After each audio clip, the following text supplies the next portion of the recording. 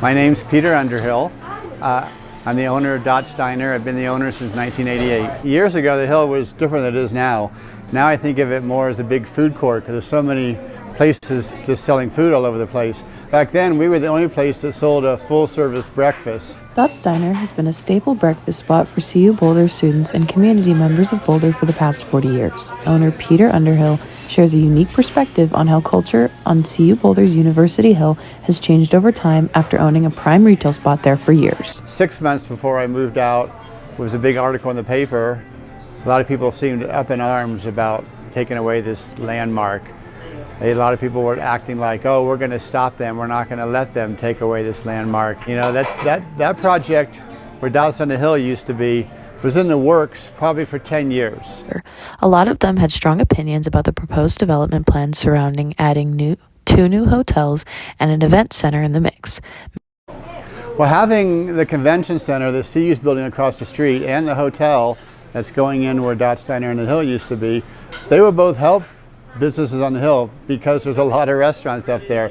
People are always looking for places to go out to breakfast, lunch, and dinner. They always don't want to eat in the hotel restaurant. And the convention center across the street, I'm not sure what they're going to be having in the way of food options. It's something that's great that has come in. Boulder has needed a convention center for years and years. I mean, there's nothing. The biggest place in Boulder, I think, is the Glenn Miller Ballroom to hold anything, and it's just not very big. Years ago, people that live up on the Hill, people that used to be students that now bought their houses they used to live in, and when the prices went up and then came yuppies, they decided they didn't like all this loudness after midnight on the Hill. So they lobbied and got the city to create a Hill business district where they can't sell alcohol after midnight. When I was on 8th and Pearl, it was a beautiful place. There was a gas station and a diner together, very iconic. Everybody loved it.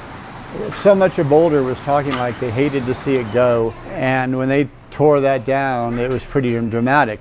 The Hill, I mean, that shopping center with Doozy Does and Bova's, you know, since I was in high school, that has been there 30, 40 years, Bova's Pantry. But I do believe the hotel is not going to change the people on the Hill. I mean, I think parents will come stay there that are visiting their kids in college. But I still think the Hill is going to be pretty much a college hangout area.